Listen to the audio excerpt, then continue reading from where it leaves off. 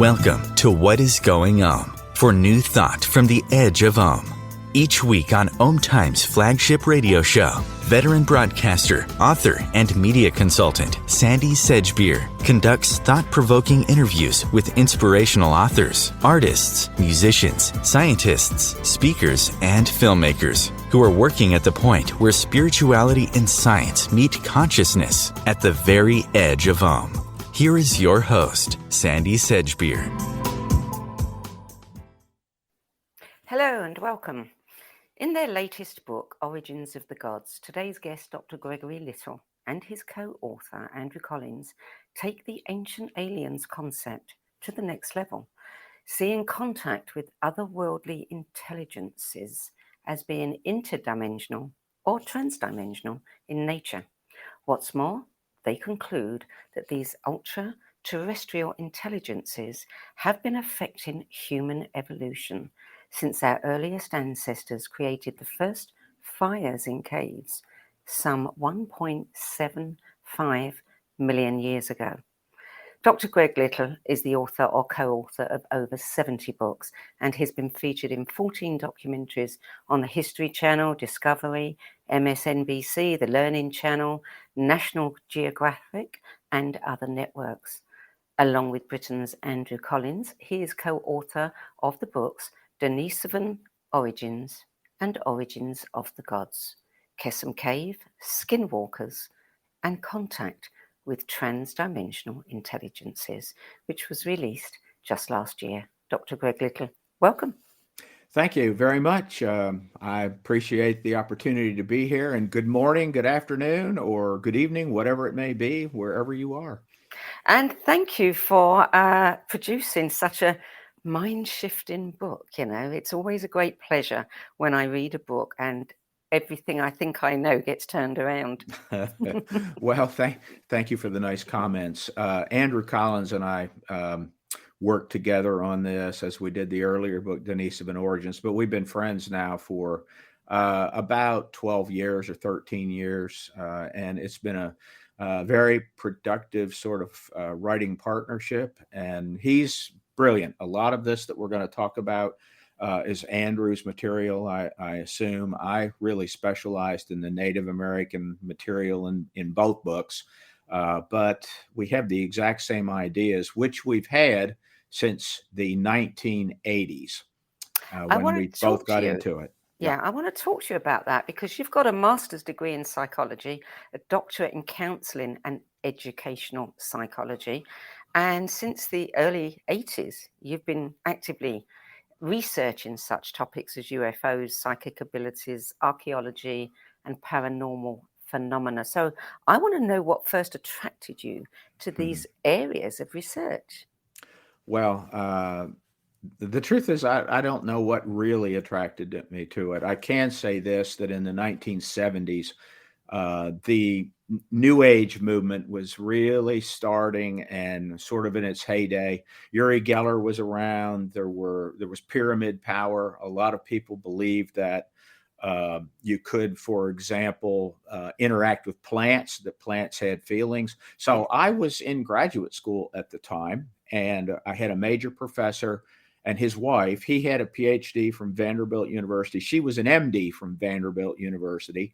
And they were extremely interested in these topics. So starting in 1971, they began taking me to everything like trance channeling that people were doing. We went to spoon bending parties. That's the Uri Geller thing. Yes. We set up experiments in the labs testing pyramid power. We put electroencephalographs on philodendron plants and other plants and ran experiments with them. So that's really where it started. And I kind of pushed it aside and didn't write about it because those topics are not really mainstream in graduate school. But the moment that I finished my doctorate, that's when I immediately started writing a book that I had wanted to do for years. And that was a follow-up on Carl Jung's UFO book called Flying Saucers, A Modern Myth of Things Seen in the Skies. That's where I started, following up on Carl Jung. And Andrew Collins wrote a book the exact same year I did, which is kind of interesting. How did you two connect? Andrew had written a book on Atlantis, which now has been recast as Atlantis in the Caribbean when he rewrote it. It was Gateway to Atlantis. I saw it, and at that time, I was assisting with setting up conferences for the Edgar Cayce organization in the States, and I really wanted Andrew. And so I got Andrew to come to the States and be one of the speakers, and we just hit it off immediately. That's how. So in Origins of the Gods, you talk about the ultra-terrestrial intelligences that have been affecting human evolution, for pretty much forever. And you also say that ancient Native Americans have a set of sacred beliefs that also bear this out. So tell us what you mean by ultra-terrestrial intelligences. Okay, that is a term that was sort of used by Carl Jung, but the person who really coined the term was John Keel. Keel was a kind of a UFO author, but he was actually a encyclopedia editor. That's what he did professionally. But Keel wrote in the field of UFOs. He wrote the book, The Mothman Prophecies, which became a movie, of course. But Keel said the ultraterrestrials were a life form. And when I say life form, people always think of something physical like us. But that's not necessarily what it is. But it is an intelligent life form which exists on either the ultraviolet end or the infrared end of the electromagnetic energy spectrum. So that spectrum has everything from cosmic rays to what are called extremely low waves, radio waves. Radio is part of the electromagnetic energy spectrum. Visible light comprises about 4.7% of all of it, but everything coming from the sun is electromagnetic in nature, and everything is electromagnetic in nature. So what Keel said, and what Carl Jung said in his book on flying saucers, was that he believed, both of them believed, that this intelligence could change its vibration, which is what electromagnetic fields are, that they're vibrational forces. It would change its vibrational force from either the infrared or the ultraviolet end of the spectrum, moving into the visible light spectrum.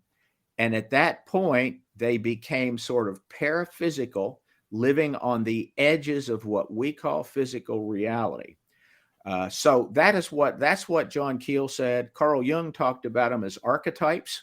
He said that archetypes could become physically real under some conditions. And he had a term for it that almost nobody has heard of. It's called psychoid. He said that they were psychoid factors that changed their frequency and moved from the ultraviolet or infrared end into visible light. Keel believed that these entities were the same thing as the Native American trickster. This brings the Native American stuff in it, as did Carl Jung. Carl Jung was the person who introduced me to the concept of the trickster in Native American lore. And so how you move into the Native Americans is, for all time, Native Americans have had this tradition of a trickster entity that they would encounter. And the trickster would come in many different forms and shapes, but its ultimate purpose, at least initially, was to fool you or trick you, and it would use your own motives to do so. However, if you could get by the trickster aspect, then you would have access to some real, deep, profound truths. So they called it a trickster.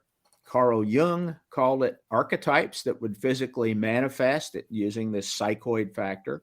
And John Keel called them ultra-terrestrials. I don't prefer the term ultra-terrestrial as much because it almost makes them sound like they're alien entities. They are energy forms. Andrew calls them N beings, like little n, meaning we don't know how many there are. They could be infinite. Who knows? I call them time beings, TIIME, which stands for transient intrusions of intelligent manifesting energy. both of us concluded that they are temporary entities. They're intrusions into reality. They just suddenly appear. They are a manifestation of intelligent energy.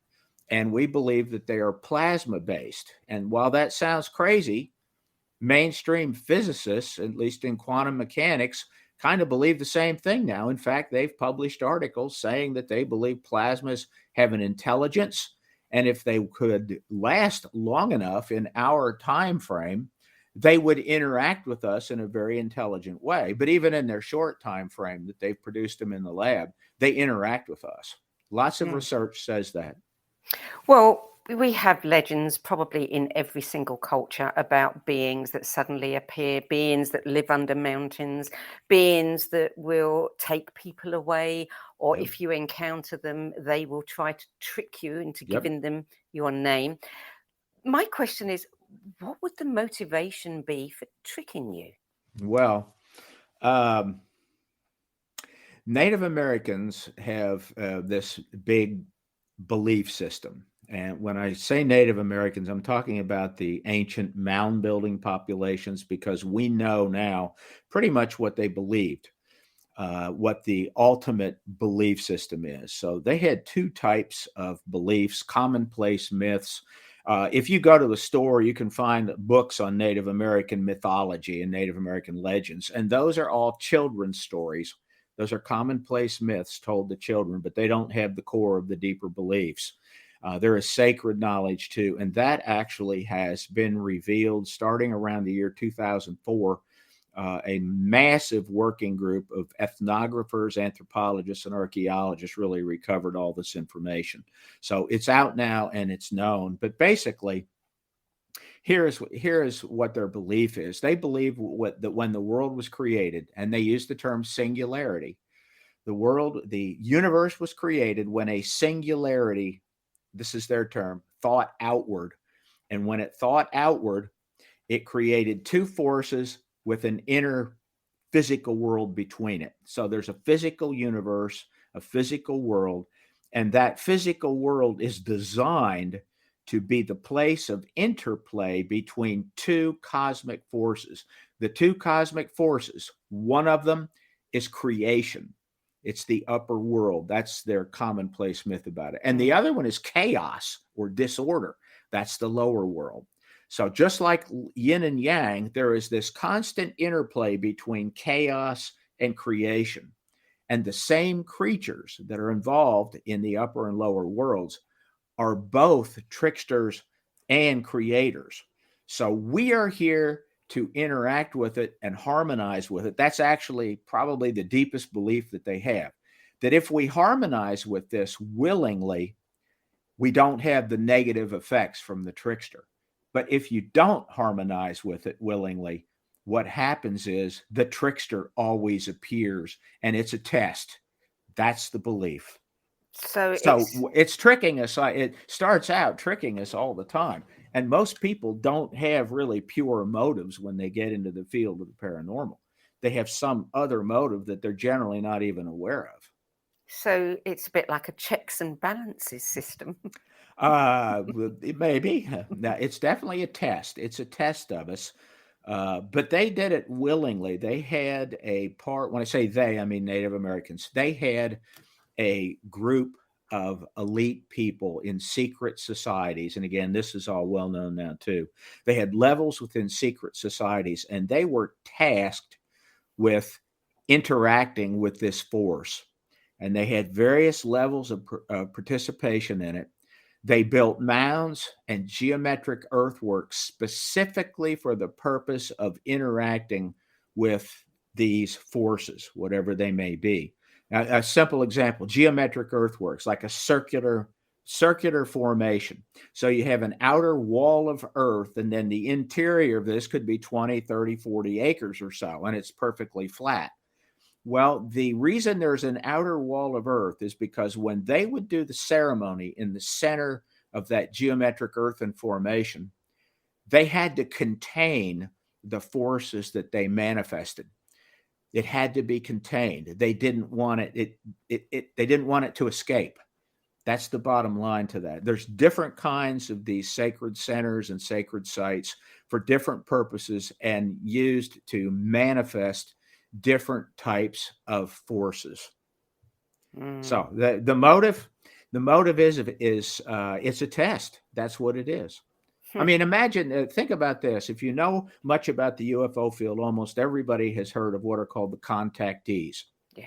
It was a large group of people starting in the late 40s, went through the 50s, 60s, and still goes on to this day. And these are people who say that they were out somewhere, they were in the desert, they were on a farm somewhere, some remote place, and a flying saucer lands. And out walks some creature. Sometimes it was a Nordic-looking woman. Sometimes it was like an alien gray.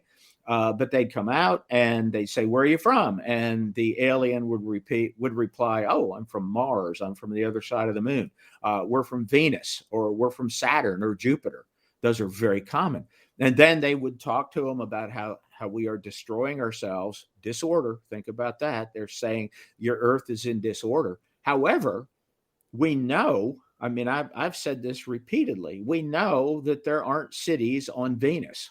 We know people aren't living on the surface of Venus. We know people aren't living on the surface of the moon or the backside of the moon. There may be some things there and some structures, but we know there's not a lot of people living there. But these creatures said different things. Now, they've been around for a long, long time, starting with Emanuel Swedenborg is the first one that I know of who really got into this a lot.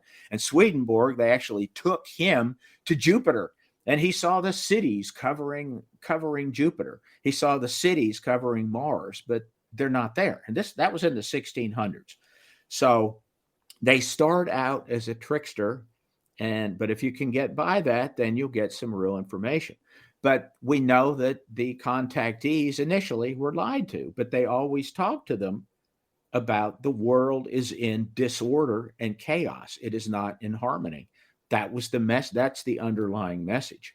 However, as a trickster, they have to be deceitful too.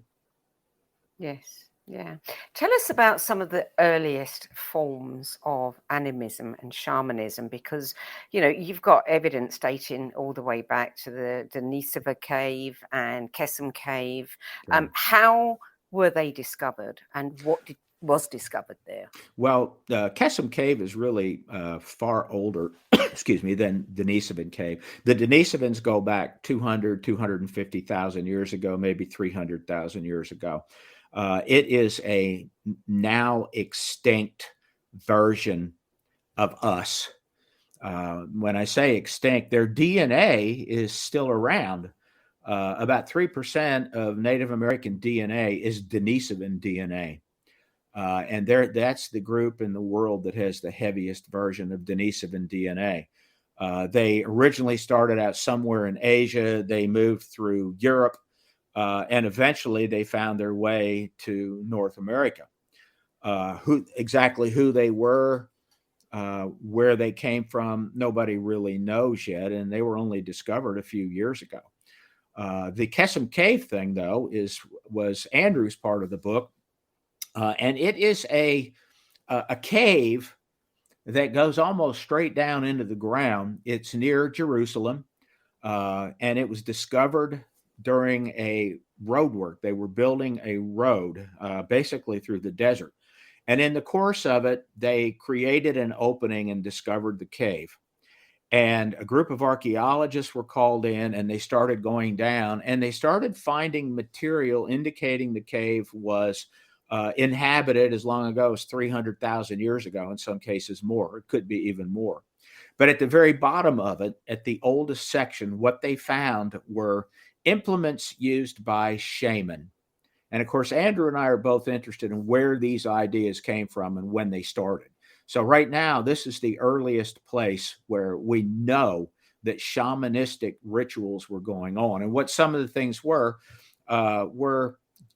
giant swan wings, the bones of swans, which swan wings have always been used in rituals, death rituals of all kinds. Swans were considered a psychopomp, which is a sort of a guardian who would accompany the souls of the dead to the afterworld.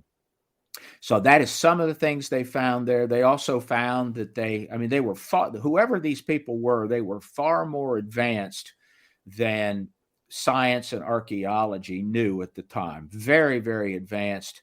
And when we say advanced, we're not saying they had computers or planes or any of that, but they had the ability to make very intricate, well-polished jewelry. Some jewelry was found in the cave at this deepest level, and it had holes drilled into it that had to be drilled by something that was high speed. Now, whether it is the kind of tool used that, you might have something that's going straight up and down, and then you have a leather strap on it that you can move back and forth that causes some sort of a drill to spin rapidly. That's probably the solution to it, but nobody really knows. But they had the ability to do that. Now, think about that, 300,000 years ago. Yeah. When I grew up and went to school, I was told that civilization, that we started maybe around 50,000 years ago. Now they say that modern humans were about 200,000 years ago. So we don't know who these people were. They were well before that.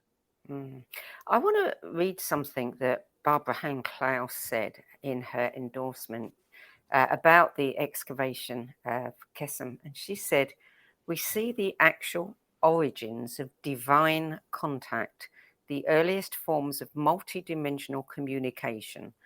Power places like Qesem Cave are portals to divine beings because of potent plasma light manifestations triggered by high tectonic stress. These forces enabled our ancestors to link with beings in other dimensions, so they venerated these sacred sites and enhanced their power." Now, these otherworldly intelligences, she refers to them as divine beings. I mean, why would we call them divine? Well, her endorsement actually explains the entire book. You only need to read that. Just read the back cover of the book and you've got it. Yeah. So there you go. But okay, so the term divine, why do we do anything where we're trying to connect with some other consciousness? We call it spiritual, whatever, and divinity. We're seeking that, desperately seeking God is a term that's sometimes used. However, I will explain it through the Native Americans. Native Americans said that at the very beginning, there was a singularity. There was a point of pure spiritual energy. That's what it was. And this point of pure spiritual energy, the singularity, not my term, that's the term. That's the interpretation that the ethnographers gave what they said it was a singularity, that for some reason, its own purpose, this singularity developed two opposing forces like the yin yang. And of course, a singularity can't be made of two forces. So it wouldn't be a singularity anymore. So the moment these two forces came into being, it caused the Big Bang. It thought outward. That's what the Zuni said. The Zuni tribe said it thought outward, and the physical world was created. And again, there's an upper world and a lower world, but everything is made from that initial point of pure spiritual energy.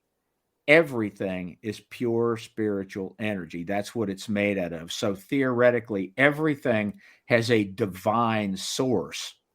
But the idea here from them is that when we were placed on Earth with the purpose of interacting with, observing, and harmonizing the interplay of these two forces, creation and entropy, really is what it is. Everything falls apart. Things are created, then they fall apart.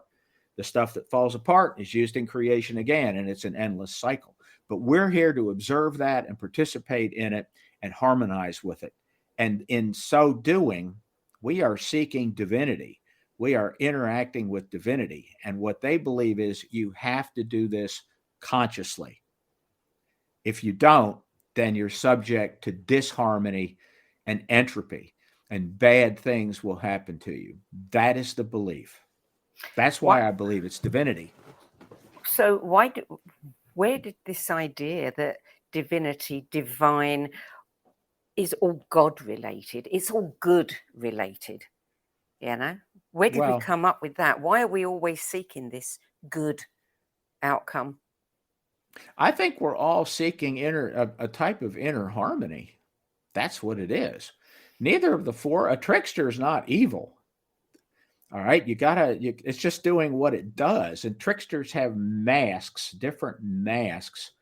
If you know about the Zuni Kachinas, they wear a mask. You're never allowed to see what's behind the mask. But if they take the mask off, there's another mask on behind it. And if they take that mask on, there's another mask on behind that. And on it goes. Just you never get to see the real thing that's there. And the reason is the real thing that's there has no form. It has no permanent form. It simply manifests based upon what your particular motives and your intentions and what it is you're doing.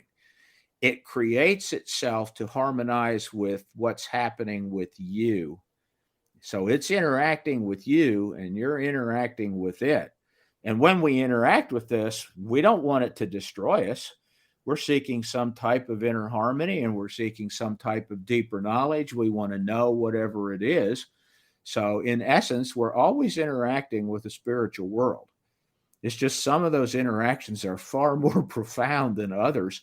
And when I say profound, some of them can change your life forever and dramatically, as many UFO contactees have found.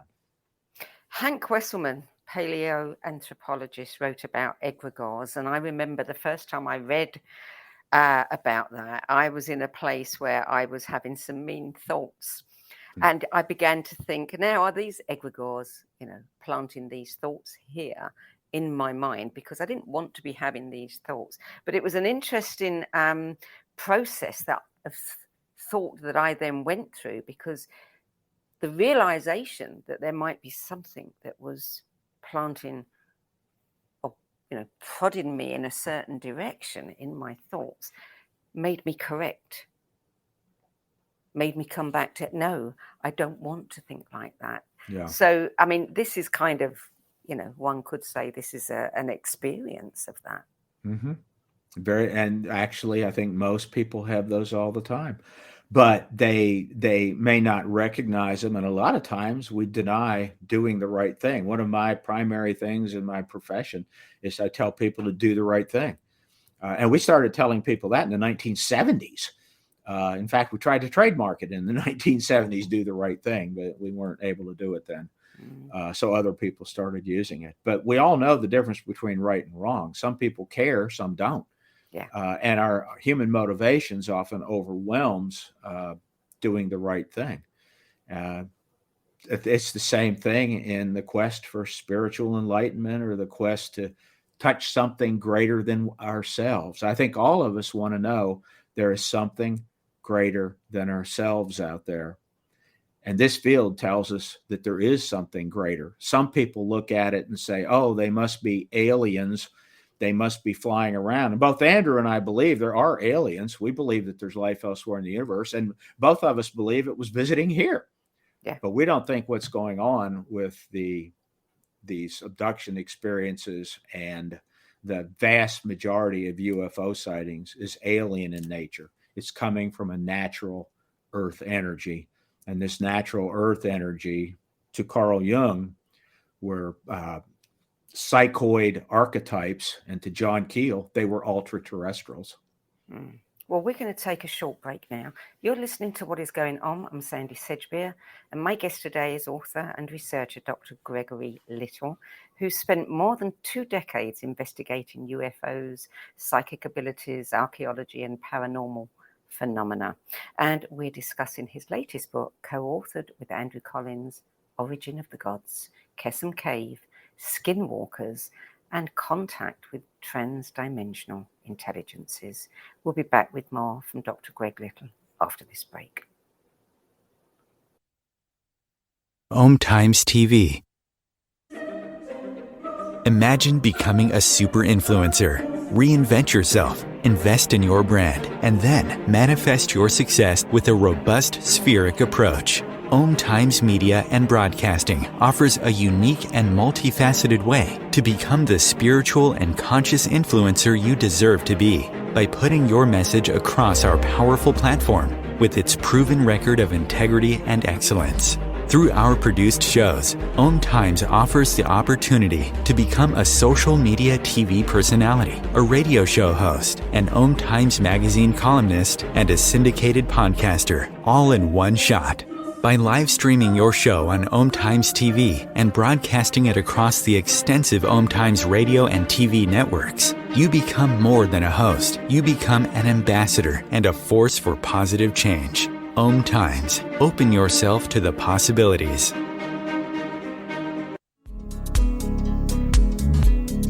Hello, I'm Sandie Sedgbeer, host of OMTimes' flagship radio show, What Is Going On? And as an author, editor, and 13 times book judge who's read thousands of books and interviewed hundreds of authors, I'm constantly asked what's really worth reading and what's not. So I created the No BS Spiritual Book Club to help you save time and money by picking the brains of discerning names who have walked this path before you. There's no catch, no fees, and no BS. Just an ever-growing library of 10 best spiritual book lists from some of your favourite authors and teachers, plus free book excerpts, audios and video interviews with people like Don Miguel Ruiz Jr., David G., Lee Harris, Mark Nepo and more. From well-known classics to hidden gems you've never heard of, it's the only no BS guide to the best spiritual books to enlighten your journey of self-discovery. So why not join the club? Get inspired and save money at the nobsspiritualbookclub.com. There are 16 million children struggling with hunger in America. That's 1 in 5 daughters, sons, neighbors, and classmates who don't know where their next meal is coming from. Yet billions of pounds of good food go to waste every year. It's time we do something about it. Feeding America is a nationwide network of food banks that helps provide meals to millions of kids and families in need. Visit feedingamerica.org to help them feed even more. Together, we can solve hunger. Together, we're feeding America. Welcome back. Dr. Greg Little, I want to talk about plasma because you say that it's through the presence of plasma environments, which can be shown to be four-dimensional in nature, that these energies, these ultra-terrestrials, whatever we want to call them, can make contact. Tell me a little bit more about that. Okay, well, we got to define it first. And plasma got its name long ago because it has characteristics similar to blood cells. That's how it got its name. However, okay, so when I went to school back long ago, plasma was a term that turned up in physics books, but there really wasn't much of an explanation. It simply said, oh, a plasma is a superheated ball of gas. That's what they called it. They didn't really understand it. However, since that time, so much progress has been made that they understand much more about plasmas, and they understand it so much that they realize there's a lot they don't understand now. The deeper they go, the deeper it's getting. So what a plasma is, ultimately, it's an ionized ball of superheated gas, which has aspects of becoming physical reality for several reasons. And they call them, the government has called them exotic plasmas and dusty plasmas. Your government did, the UK. That's the terms that they use. But basically, here's what it is. It's a ball of free, negatively charged ions or electrons and positively charged ions. So it's a ball of energy where atoms have electrons ripped from them, and the electrons begin to swirl, and that creates ionization or superheating. And literally, it begins putting out a powerful electromagnetic field, which also has magnetism to it. And when this occurs, it begins pulling in, because it's magnetic and it's electrostatic magnetism. It begins pulling in all kinds of physical matter, light matter such as dust, Air, for example, it's matter. People don't think of it, but it's molecules. They're just not very dense. So as we walk around, we're actually in an ocean of air. So this superheated ball of electrons and ions pulls in more density of air. And as it does, it becomes increasingly physical to where it can pick up radar signals. Radar will bounce off of it. It can be seen. It changes colors and shapes. And these have been made in the laboratory settings now. They occur in nature. Ball lightning is considered one type of a plasma formation, but it's the sudden release of energy into the atmosphere or into air. And this energy starts pulling in more and more dense physicality through its electrostatic nature. It's extreme. It could be dangerous to touch. It could theoretically kill you. There is a lot of research on these. In 2007, in the Journal of New Physics, there were 6 physicists who created plasmas in the laboratory, and they concluded that plasmas are intelligent. They have an intelligence. They can interact with us. Plasmas show all of the characteristics of life. They reproduce. Within their core, they create. As long as they can sustain themselves, they create what looks exactly like the double helix of human DNA. That is this double swirl with connections in it. And when the plasmas reproduce, they literally split down the middle of this reproducing helix, double helix. They split down the middle, and it looks like evolution because the weaker plasmas die and the stronger ones get actually stronger and continue to reproduce. That was in 2007 in a physics journal. 6 physicists wrote that article, but for a long time, physicists have said that plasmas have all the characteristics of living entities. So if you look at UFO research, there has been the scientific research on UFOs. I'm going to say that there are 2 very important scientific studies that were done over vast periods of time. One was done for 7 years in southeastern Missouri. It was done by the Department of Physics at Southeastern Missouri State University. The chairperson of the Department of Physics, his name was Harley Rutledge, did this research. It's in an area where I know a great deal about because my wife and her family were right from this area of southeastern Missouri. So for a 7-year period, the physics department sent hundreds of observers into the field, taking loads of pictures using all kinds of electronic devices. This took place throughout the 1980s, this research. They concluded that UFOs, people were seeing flying saucers, literal saucer shapes. Some of the saucers had beams of light coming out. There were portholes on the sides of them.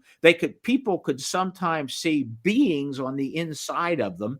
In fact, some of the physics observers saw the beings inside of them using binoculars and looking at some distance. They also, during this research, noticed jets, U.S. military jets from the Missouri Air National Guard flying through, and sometimes helicopters flying through. They found out that the military, they wanted to know if the military was producing this. But what they found is the military had been picking this stuff up on radar, so they would send out jets and helicopters to see what the heck it is. So the conclusion of this project, known as Project Identification by the Southeastern State University of Missouri, was that they are plasmas, intelligent plasmas, and the more that they became interested in them, the plasmas became interested in them, even to the extent of following the chairman of the physics department into the physics department buildings and going up and down the halls with him. That's just bizarre. Other people reported. So that's one. I know it's like, oh my God, I got to ask a ton of questions. But there's a second one. It's in Yakima, Washington, on the Yakima Indian Reservation. the Yakima tribe, there is this gigantic ridge there called Toppenish Ridge. It has over 100 fault lines on it. Starting in the 1950s, there were these fire stations and fire lookouts on the top of the mountain and nearby mountains because it's all a wooded area. So they were looking for fires, and they were manned 24 hours a day. So in the 50s, reports came in of these big balls of light, glowing balls of light, multicolored at times, shifting colors. They would be seen coming out of the top of Toppenish Ridge out of some of these fault lines. Over 100 fault lines are clearly visible. Not a single tree on this ridge either, not one tree. And these balls would literally roll down the sides. And there were some Native American houses at the bottom. And I've been there. I've spent a lot of time at night on this Yakima reservation. So the people living at the bottom would report as these balls of light get close to them, they would report seeing entities. Some of the entities were Bigfoot. There were dozens of Bigfoot sightings, and terrible smells like rotted eggs, sulfur. They could smell that. They reported seeing flying objects like flying saucers and UFOs, and the Native American little people, which are similar to fairies and elves, the Muslim jinn. They would see the little people, loads of these reports. So getting close into proximity with these balls of light, which the researchers who actually set up triangulation and recording devices found these are plasmas. What we are observing here are plasmas coming out of the earth, natural energy coming out of fault lines, but they take on a life of their own.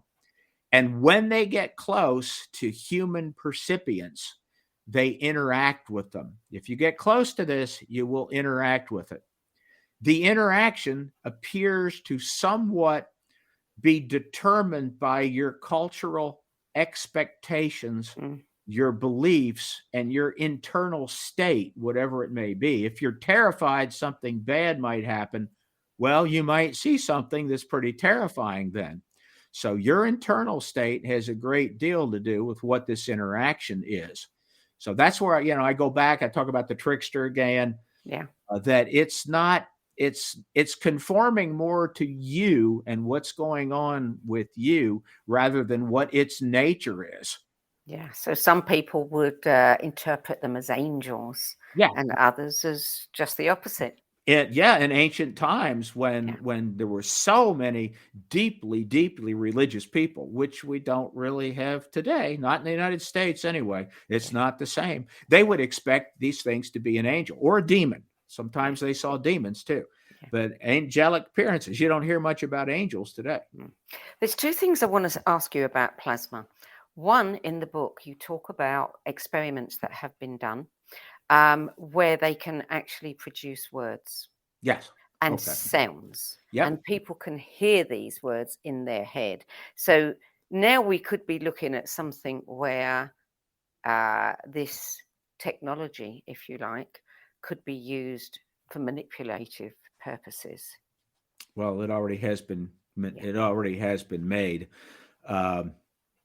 I've talked about this many times. I was involved in some of this back in the 70s.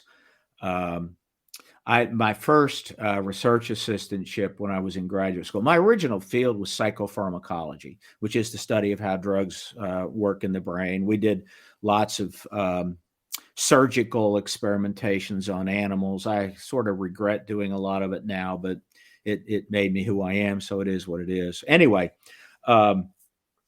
the Office of Naval Research has been doing research on plasmas since the 1970s. And there's a report that came out of England. I think it was released in 2004 called Project Condign. It's spelled Condign, because in the US there was a Condon report, but it's not the same thing. Condign was a top secret UFO report on their investigations into the UFO phenomenon and abductions and people's interactions with it. And what Project Condign said is that these are plasmas we're interacting with. And in that report in 2004, they hinted around about, military applications with what we found with these. There are military applications, and there is ongoing research on it. So I started looking into this military research actually in the 1970s. There was a guy at Laurentian University in Canada named Michael Persinger. Persinger did research for decades. He died just a few years ago. But he started the initial research where balls of electromagnetic energy were focused in people's brains.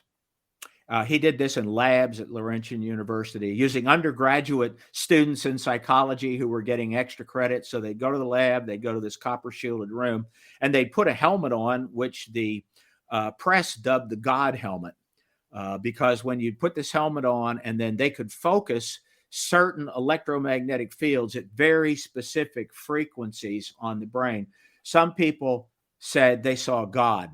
Some people said they saw angels. He could change the frequencies, and everybody would have UFO experiences. They would sit in this lab and close their eyes, but they'd be experiencing a UFO abduction. And he could do this pretty consistently based upon the frequencies and the power that he was employing to create these electromagnetic fields. Well, Persinger published hundreds of these articles. And in his latest research, one of the things he was able to do was to beam electromagnetic fields into these laboratory students for, say, two things.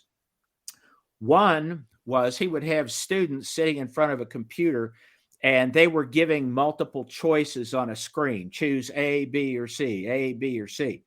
One of the things he could do with these electromagnetic frequencies is simply tell them which one to choose. Now, this wasn't by them hearing the words. That's a different thing. He would simply change, and they would say, I want A. They didn't know why they wanted A, but he would tell them choose A.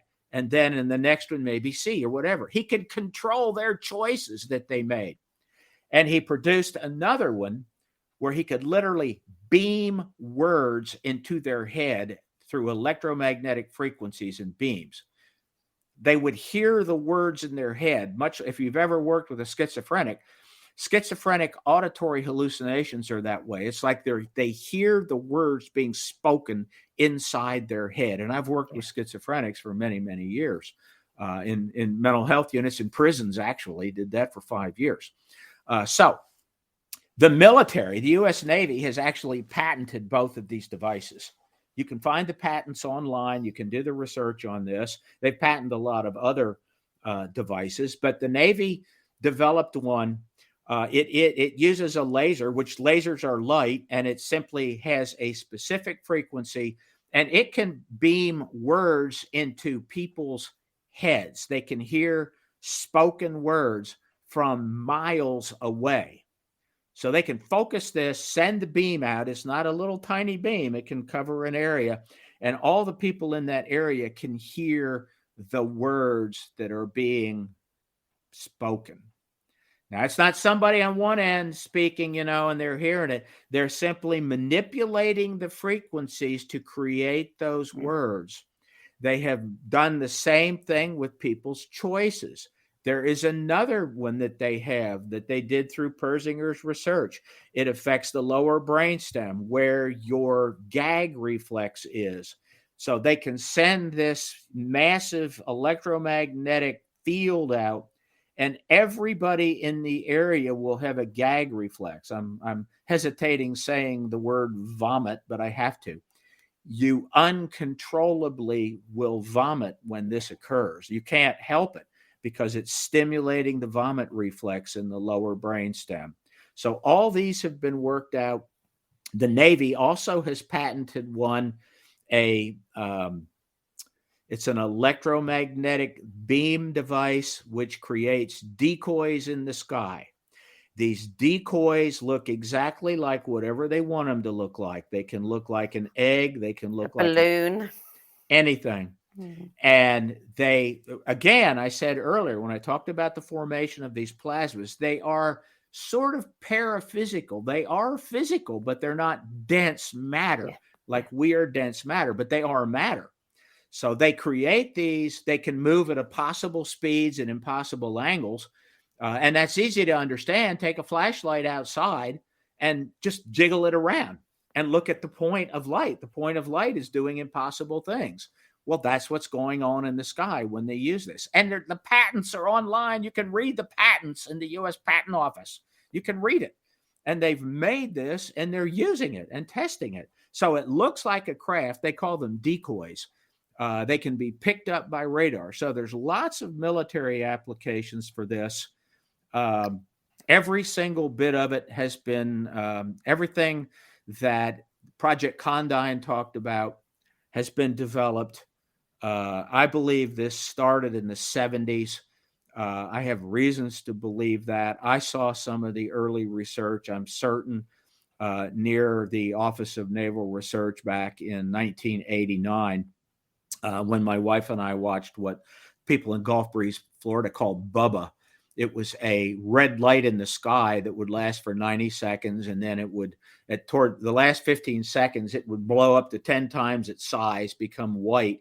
And then the inner part would totally just die after 15 seconds. And you'd have these little sprinkles of light all around the exterior, not anything falling from it, but just these little sprinkles of light. And it was actually rather profound seeing that. But it was being done. The light was literally right over where the Office of Naval Research is based in Pensacola, Florida. And I thought it was an experiment by them. I was in a park with over 100 people witnessing this at night. It was the 10th night. There had been lots of film crews there filming it over and over. And the Japanese made several really good documentaries about it. So, well, we all know what the implications of this can be. But we won't go there because we don't have enough time. Yeah. There's two things that I just want to quickly mention, because the talk about plasma and its likeness to the blood and how it got its name. There are people who believe that there is something sacred, something very important about our blood. Now, I understand that blood, it can be magnetic. You can have particles in there. I'm just curious to know if you know anything more about the correlation there. Well, I'll tell you this. You've always heard that all the cells in the human body, there are trillions of cells, like 75 trillion cells. I don't know who counted them, but they say there's 75 trillion cells. And you've always heard, oh, there's human DNA in all of them. That's not true. The only cells in the body that have no human DNA in them whatsoever are blood cells. They're the only ones. I don't know if that is related or not, but I've always found that fascinating, that blood cells are the only cells in the body that do not have a strand of DNA in them. And what's really incredible, an average human cell is less than 1/10,000th of an inch in diameter, and less than 10% of it has a nucleus of it. Less than that, 10% of that 1/10,000th of an inch has the human DNA in it, and it makes up roughly 1/10 of that inner core or the nucleus. If you took that out, if you took human DNA out and you unwound it, because it's tightly wound, it's wound like a rubber band pulling into a knot. If you unwind it, this is absolutely true. And just laid it flat, didn't break it. It's 6 feet long. 6 feet long. Every cell of your body, except for blood cells, has human DNA in it, 6 feet long. And that's the double helix. If you could unwind it and lay it flat, and that's incredible. If you think about it, that's absolutely incredible. So blood cells, no human DNA. It's not human in that sense. It can't reproduce in that sense. If it does, you've got blood cancer. That's the problem. Yeah. So it's speculation. Absolutely. I know, but one could take that a bit further and talk about, the magnetic component in the blood, the electromagnetic forces at these portals. You could almost say if you follow that line of thinking, that we humans are the portals. We may be producing them. Absolutely. Yeah. I mean, you're absolutely correct, and it could be that when we are around, the plasmas, they want to be, they interact with us. They want to be seen. There's a purpose to it. Yeah. And again, Native Americans said, well, the purpose is it's harmony. We are supposed to harmonize with it. Yeah. We are almost out of time, and we didn't really get to speak as much about the mounds. And Yeah. I know this is a subject very close to your heart. I really would love for you to come back and we can continue this conversation. No, we'll do. Mounds are because- my favorite topic. I'd love to. We'll set it up. Yeah. And one last question. Eric von Daniken wrote the foreword to your book. I interviewed Eric very recently about his latest book. And, you know, you must get this question all the time. So what was the famous saying associated with him, that God was an astronaut? Oh, yeah. Was he wrong? You know, Eric loves this idea. And I believe in ancient astronauts. I don't believe that they did everything. You know, the show, if you watch the show, they did everything. Everything comes from ancient astronauts, and they're here all the time. Neither Andrew and I believe that. I go along with Carl Sagan, the famous skeptical astronomer. Carl Sagan said they probably visited 10,000 times. Most people don't know that he said that, but Sagan wrote that we have been visited at least 10,000 times, starting millions of years ago. And it increased at the end of the last ice age rather dramatically. But he said they're here in what we would consider probes or drones observing. And I believe that, and so does Andrew. And I think life came from outer space. Absolutely. Well, we have to end it here, unfortunately. Greg Little, thank you so much for joining us today. The book is Origins of the Gods, Qesem Cave, Skinwalkers, and Contact with Transdimensional Intelligences by Andrew Collins, Dr. Greg Little, published by Bear & Company. And if you want to know more about Dr. Greg Little, you can look up his Twitter page. Yeah, Twitter's the best. Twitter page. Just search for his name on Twitter and you'll find him. Absolutely. Yeah, that's it for this week. I'm Sandie Sedgbeer. I'll be back with another edition of What is Going On at the same time next week. Till then, it's goodbye from me, and thank you, and Greg Little. Y'all, thank you. I appreciate it.